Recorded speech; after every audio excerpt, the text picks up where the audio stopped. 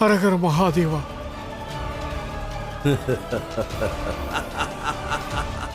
மாமா கிரௌஞ்சனை போலவே இந்த பர்வதமும் என்னுடைய தாக்குதலால் பாதிப்படையாமல் இருக்கிறது. அன்னையே, தந்தையே, எனக்கு உதவுங்கள், என்னை காப்பாற்றுங்கள்.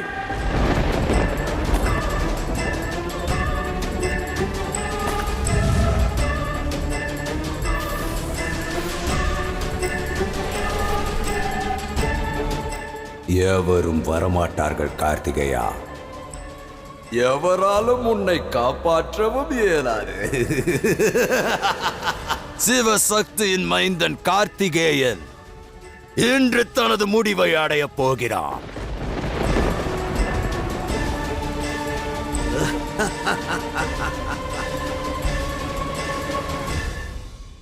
அசுரர்களான நமக்கு கார்த்திகேயனின் மரணம் சிவசக்திக்கு எதிரான போரில் கிடைத்த முதல் வெற்றியாகும்.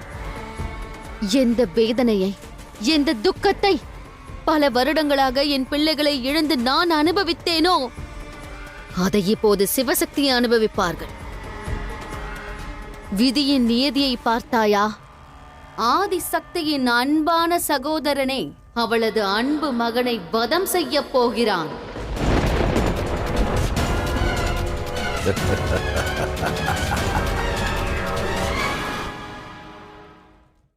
தந்தையே, ஏதேனும் செய்யுங்கள்.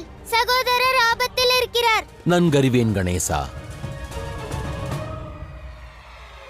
ஆனால் தந்தையை விட அன்னைக்கே தன் சிசுவின் மீது அதீத அக்கறை இருக்கும். எனவே ஆதிசக்தியின் சக்தியின் மீது நம்பிக்கை கொண்டிர வேண்டும்.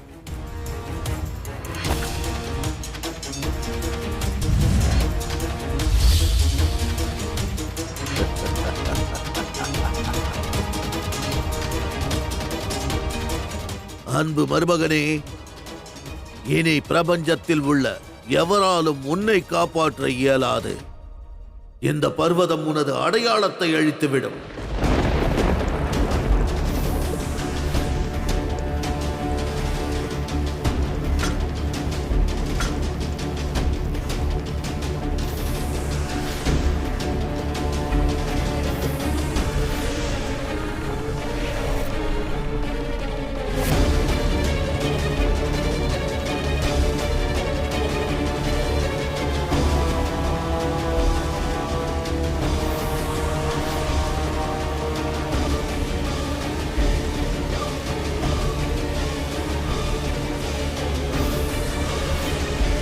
அகத்தியரே, இங்கிருந்து சென்று விடுங்கள். இல்லை கார்த்திகேயா, எனது மகாதேவரின் மைந்தனை பாவத்தில் தள்ளிவிட்டேன் என்ற நினைப்புடன் என்னால் வாழ முடியாது. ஆனால் தங்களுக்கு ஏதேனும் நேர்ந்தது என்றால் தங்களை பாதுகாக்கவில்லை என்ற குற்ற உணர்ச்சி என்னை அனுதினமும் வாட்டிக் கொண்டிருக்கும். என் கடமையை நான் சரிவரச் செய்ய வேண்டும்.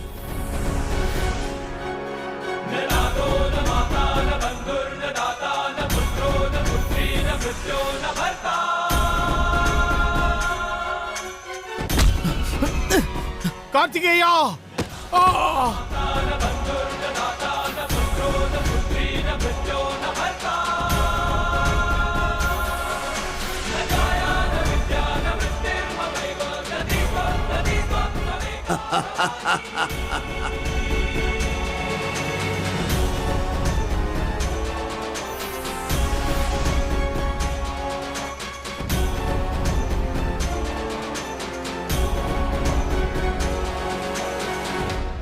தந்தையே, தாயே, கணேசா,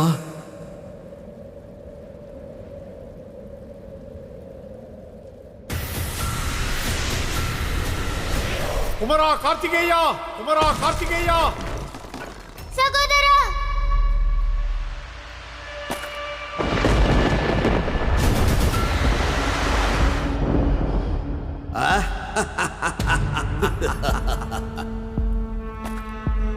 குமாரா கார்த்திகேயா,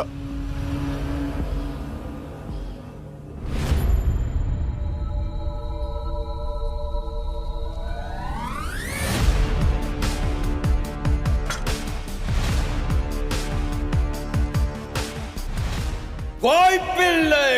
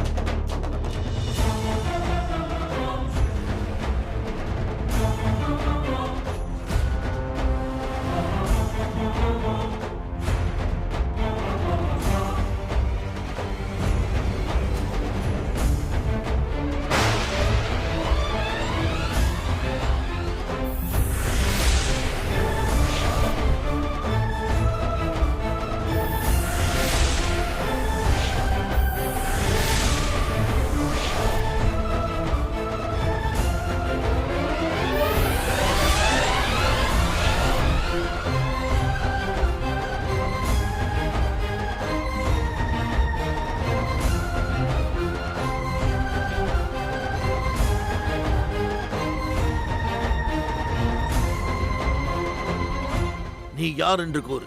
என்ன துணிச்சல் இருந்தால் என் தாக்குதலை தடுத்திருப்பாய்.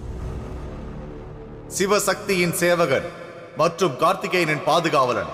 என் பெயர் பிலானி. என் பெயர் பிலானி. ஹர ஹர மகாதேவா. என்ன? இதற்கு முன்பு உன்னை பற்றி கேள்விப்பட்டதில்லையே.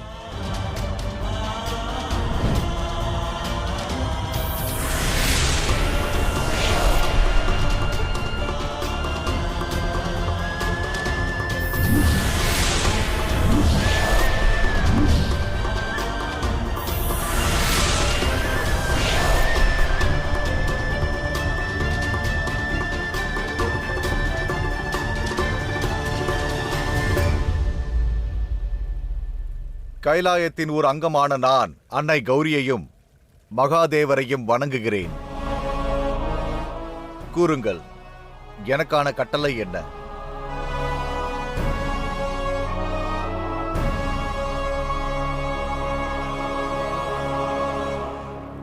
என் சகோதரன் கிரௌஞ்சனின் பலம் அவனது அடையாளத்தில் உள்ளது. இமயமலையின் மகன் என்ற உண்மையில் அடங்கியுள்ளது. பர்வத அரசன் மைந்தனின் தாக்குதலில் இருந்து மகா பர்வதம் கைலாயத்தின் அங்கம் என் மகனை பாதுகாக்கும். நீ பாதுகாப்பாய். எனது மகன் கார்த்திகேயனின் கவசமாக இருப்பாய். செல். அவ்வாறே தாயே.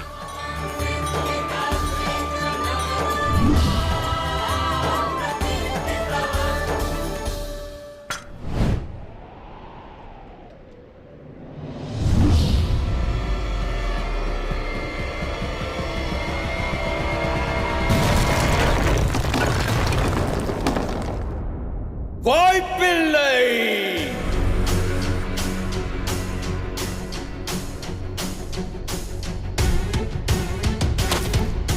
நான் எண்ணியது போலவே நிகழ்கிறது. இன்று கிரௌஞ்சன் அழிவான். அசுர குலம் மீண்டும் தோற்கப் போகிறது. தோற்கப் போவது நாமல்ல குருதேவா.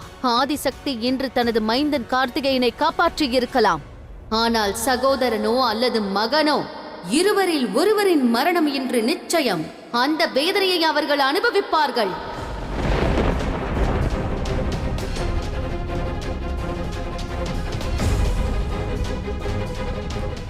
இறுதி வாய்ப்பளிக்கிறேன் மாமா அவர்களே.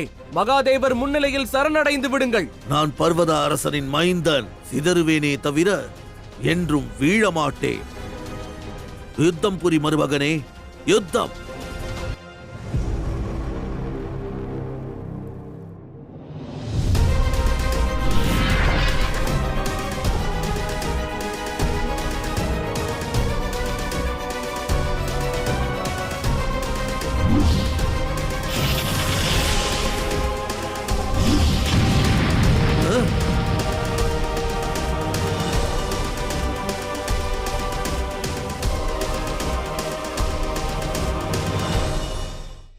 இதற்கு வாய்ப்பில்லை.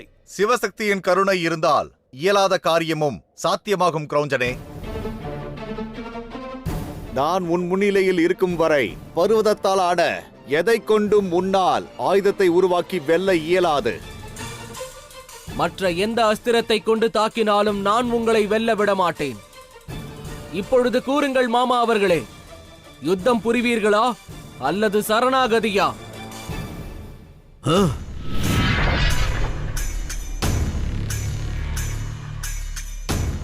இறுதி மூச்சு உள்ளவரை நான் யுத்தம் புரிவேன்.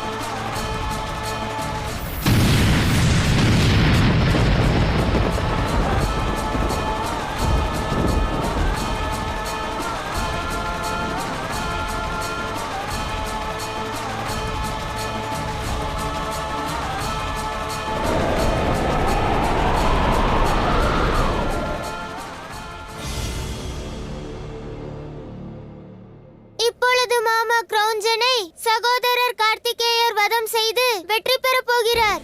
வெற்றியின் அமிர்தத்துடன் கார்த்திகேயன் தன் மாமனை வதம் செய்த நஞ்சையும் பருக வேண்டியிருக்கும். ஆதிசக்தியும் அவள் மகனும் பிரபஞ்சத்தோர் முன்னிலையில் குற்றவாளியாக வேண்டும். தாங்கள் என்ன கூறுகிறீர்கள் தாயே? சகோதரர் குற்றவாளியா? யுத்தத்தில் ஒருவர் வென்றால் மற்றொருவர் தோற்பது இயல்புதானே.